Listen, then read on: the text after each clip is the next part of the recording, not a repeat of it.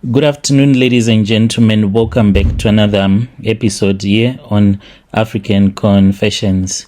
The following confession that you're going to be listening to, it comes from a translation of a message that I received that I wanted you to also hear about one of our brother and our sister who is in Dubai, who gave me their confessions, but in Shona. So the translation, it reads like this.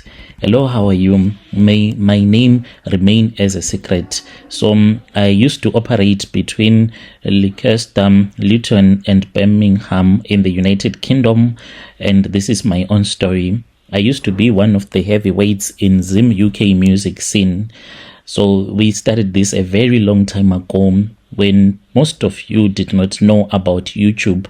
So I saw that there was a gap in the market, and we started uploading some music because those that were from Zimbabwe, they wanted to listen to their favorite artists, but they could not find their songs online. So we started to gather the songs, and most of the old music that you find on YouTube, me and my other friends that I was working with, we were the ones that started posting the songs online, because what I discovered was that there was no one really that was uploading Sungura music on YouTube.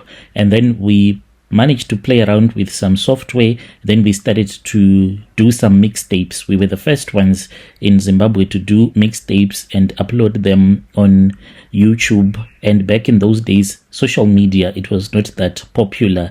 And we did these mixtapes because I discovered that whenever I would be at work, at least I would be working, I have to constantly return back to YouTube to select the next song for the next artist or to search. And then we started to play around with music making software, and we compiled all the songs for a certain musicians into making them into one long song, maybe 1 hour or more than 1 hour. So those that wanted to listen can listen whilst they were working. I then started sponsoring the artists that came from Zimbabwe.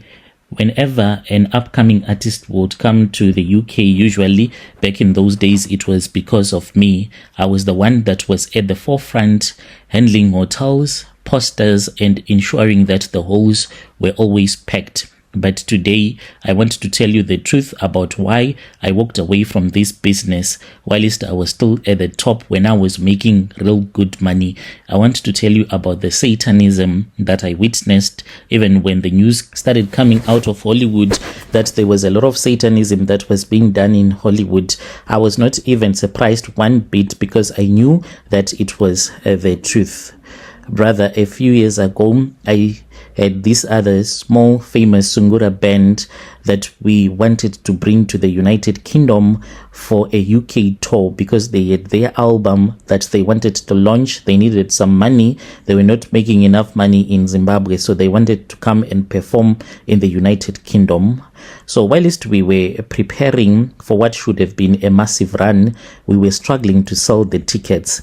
That was when the lead singer, a man whose name I won't mention for my own safety, he called me one day and he was like, "Promoter, we can't come to London. You know, we have families here in Zimbabwe. When they hear that you are going to the United Kingdom, then you come back with empty hands. Then your family won't understand what is it that you are doing because we have kids that we need to feed. I don't think that you can keep on sponsoring us," because I had tried to sponsor these guys, but I was making a lot of losses. But I told them that they should come. So they came. We did some tours together, but it was a loss. Me and my wife, we were fighting because I kept on taking money from our savings account and using to sponsor these young men because I honestly believed in the work that they were doing.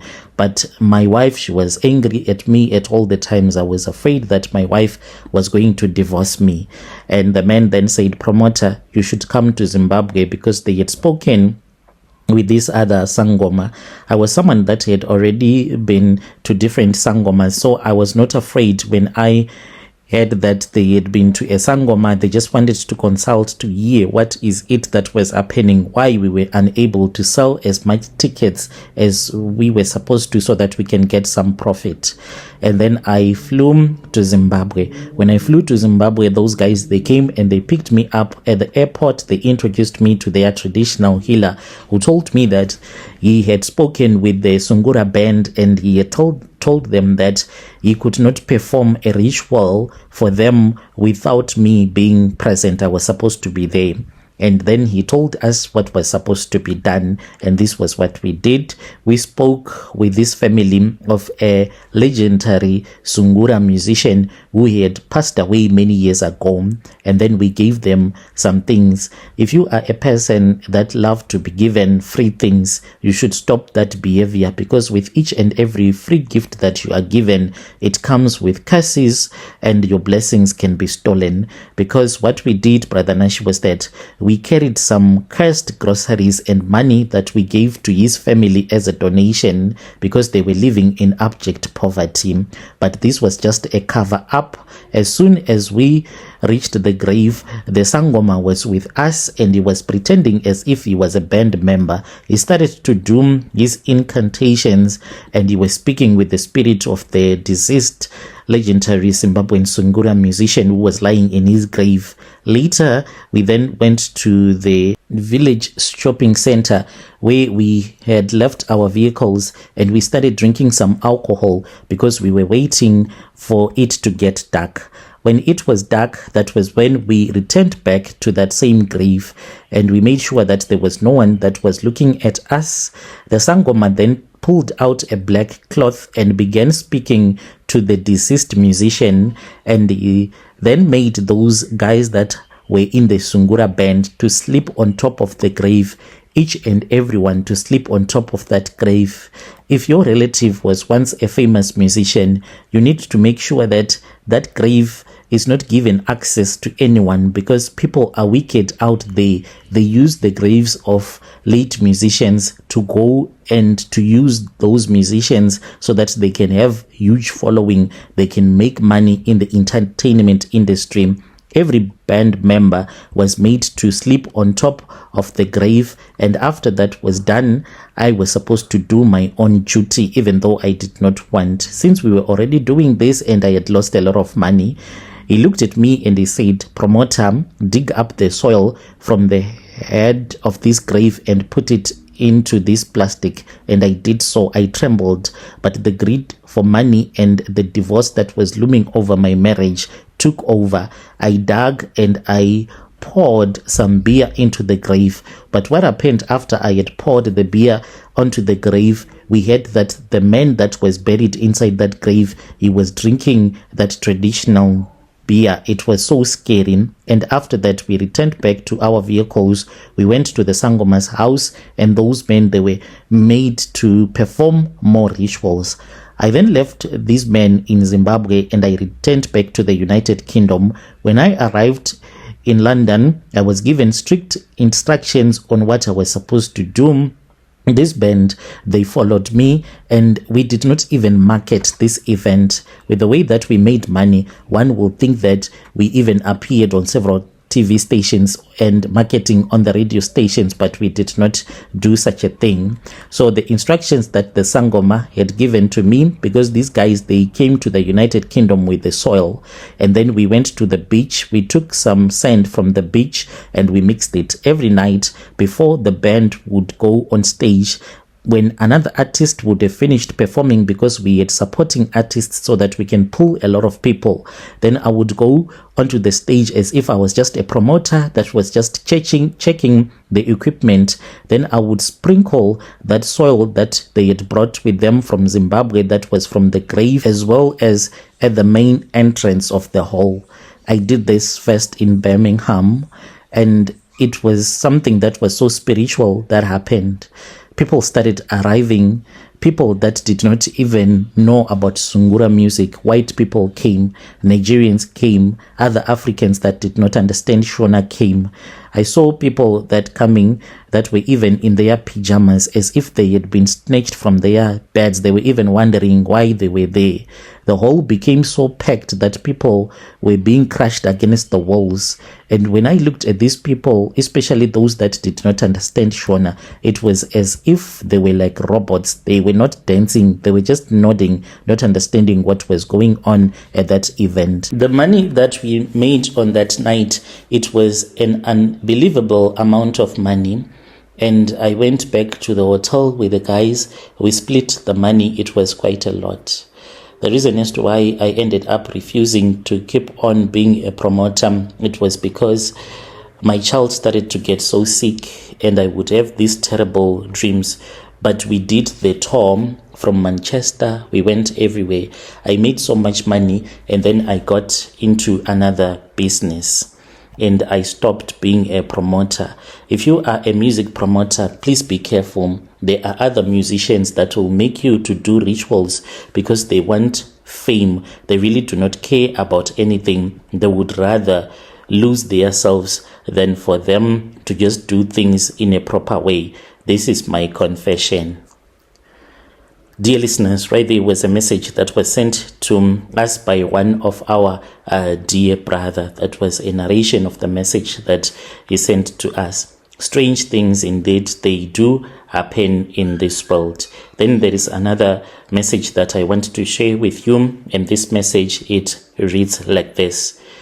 Hey, how are you? Please post my story as anonymous. I am a Zimbabwean woman that is staying here in Dubai. If I die today, the world must know the truth of what is happening to Zimbabwean women. We are quite a lot here in Dubai. So we are mistresses to men that have money, men that have brought us to Dubai. Then they just leave us to stay here in Dubai.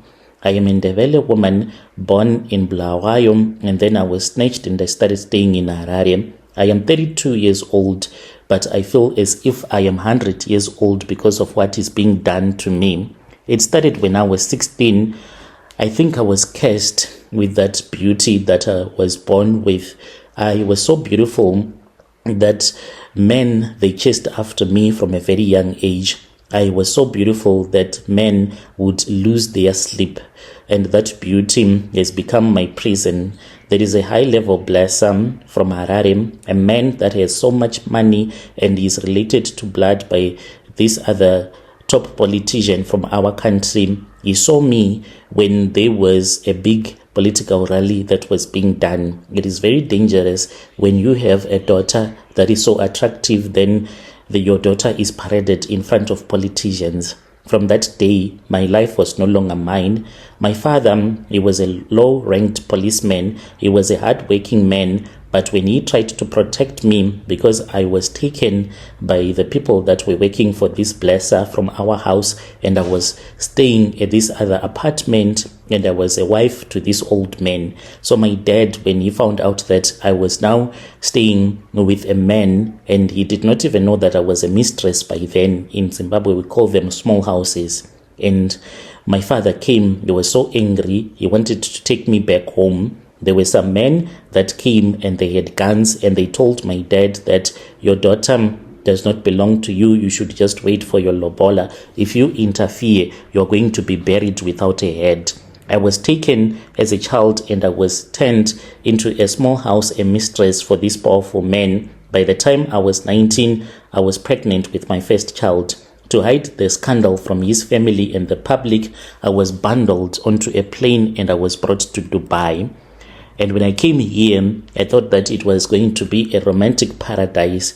And I found myself locked in a mansion that is far from the city. We stay in a gated community. A lot of us, we are like mistresses. Some are Arabs, but they are all mistresses to other rich Arabs.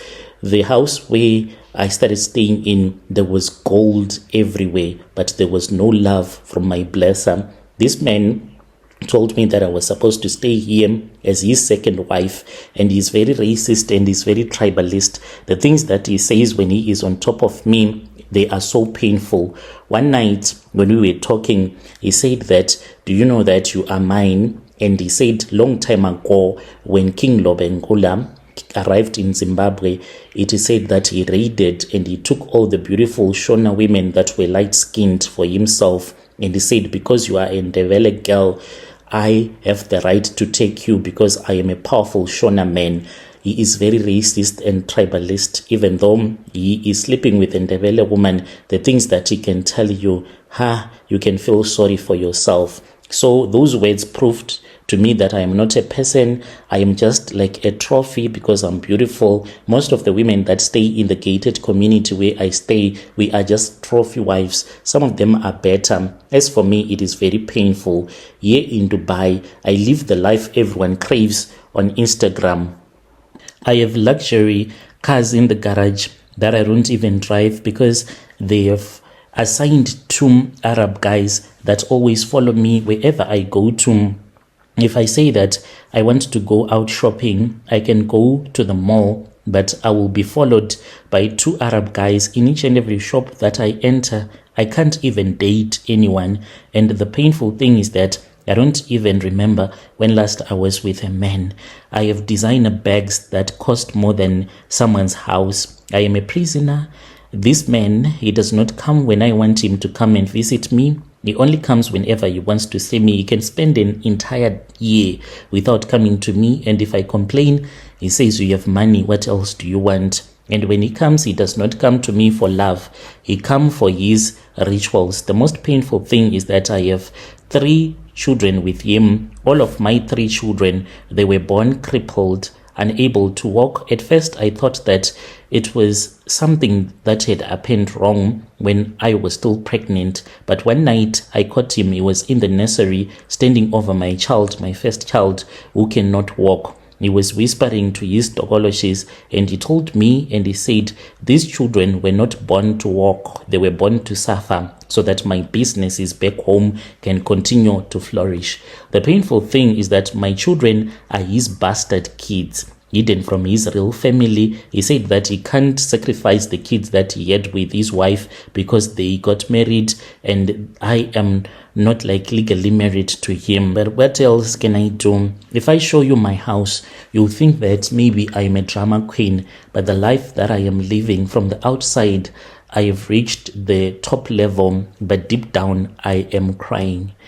There are times when he always talk about these rituals that he has to perform. My 3 children, they do not even know the love of their father. He threatened me and he said, if you try to run, your father and siblings in Blawayo will die on the same day because he has a lot of money and he can do those things, I know.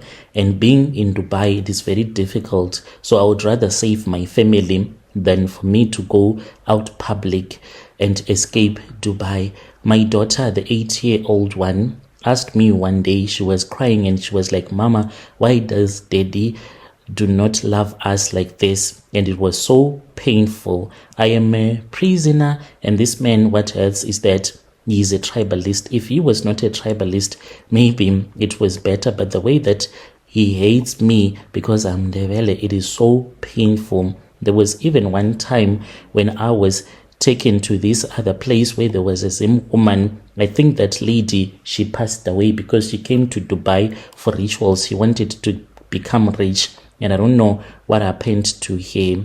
This is my story. When you post, please tell me. I'll be following through in the comment section. To those that love soft life, know that behind the glow that you see some of these rich women that are mistresses to rich men, they act as if everything is okay on social media, but behind the camera there are tears. My parents, they live a very comfortable life in Zimbabwe like they are in America, but they do not know that their daughter suffers like this. Dear listeners, right there was another narration of a message that was sent to me by one of our dear sister. Let us try to speak with our sister in the comment section. Strange things indeed, they do happen in this world.